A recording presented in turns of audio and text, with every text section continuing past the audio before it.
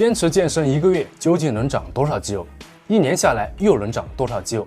在了解这个问题之前，我们先来看看一个普通的成年男性在训练方法正确、饮食良好、休息充足的情况下，穷极一生努力训练，总共可以长多少肌肉？有上限吗？当然有。这里就要引入我们以前经常提及的一个概念了，就是去脂质量指数，也就是去脂体重除以身高的平方。通常我们认为男性的去脂质量指数的自然极限在24、25左右的区间，也就是说，在既定的身高下，身体去除脂肪后的有效体重是受到基因限制的。换句话说，肌肉的总量是有上限的。而如果想要突破基因这把枷锁，来让肌肉继续生长，那就只能通过或者再有就是外源性激素。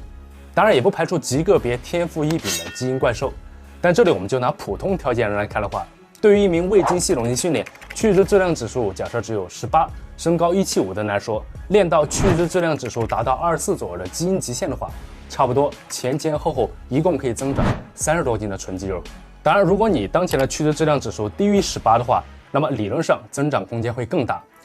除此之外，你还可以用一个非常简化的方式来大致估算出你在5%、6%左右体脂率情况下可以达到的最大体重值，就是用你的身高直接减去100。比如说我的身高是179，那么减掉100的话就是79千克。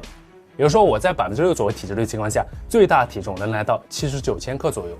而事实上呢，从我健身第3年后开始，只要体脂率维持在10%左右区间的话，那体重的确就是一直卡在80千克上下的这个小范围区间，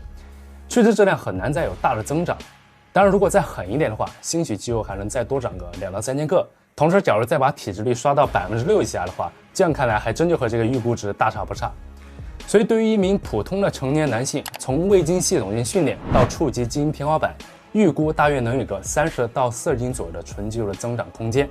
那么问题来了，这个过程需要多久？或者说每个月、每一年肌肉最快能长多少？遗憾的是，我并没能找到相关课题的学术研究数据。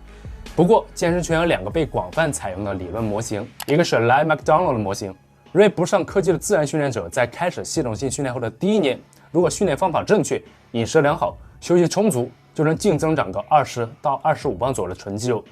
但我认为这是对于天赋较好、骨架较大的人来说可以达到的数据，而对于其他绝大多数人来讲，长个15到20磅纯肌肉相对比较客观。然后到了训练的第2年，肌肉的增量将被砍半，只能达到10到12磅左右的净增长。接着往后的第3年和第4年，增量将继续逐年减半，直至触达基因天花板。而 Alan Aragon 的模型则认为，新手阶段大约每年可以增长体重值12%到18%左右的纯肌肉，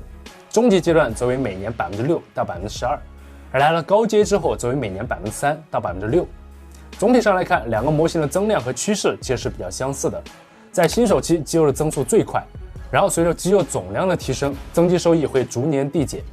按照 Ly McDonald 模型来看，在开始系统性训练后的第1年，肌肉的增量几乎占到了后期总肌肉增量的近1半左右。为什么在新手阶段的增肌效率会这么高呢？根据2015年的这份研究，认为是新手在训练后肌蛋白合成的峰值更高，持续时间也更长的这个原因导致的。这大概就是我们说的新手福利期的根本原因所在。所以哪怕你天赋平平，但只要你从刚开始健身的时候就走在正确的轨道上，用科学的方法刻苦训练，坚持健康合理的饮食，以及保证了充足的睡眠，那么你在第1年乃至是前6个月的变化可以是非常惊人的。这里肯定就有朋友跳出来说，你乱说，我明明在健身房待了几个月，还是没什么变化。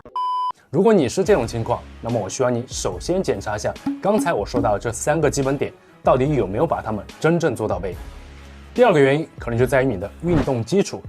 很多朋友可能忽视了这一点，以为从健身第1天起，身体就理应该开始变化了。其实不然，如果你本身运动能力较弱，之前也不怎么喜欢和擅长运动，那么健身初期，你的身体就需要一段较长的时间来构建基础，比如肌耐力、关节稳定性、心肺功能、糖原储备、肌腱韧带的强化、运动神经对肌纤维的目击能力，乃至动作姿势的学习，以及正确发力模式的建立等等。而且前期身体对阻力的适应主要是以提高神经效率的方式，之后才会慢慢利用增加肌肉体积的形式去适应新的阻力。所以只有当以上这些基础条件都具备之后，你才会随之进入到肌肉快速增长的甜蜜期。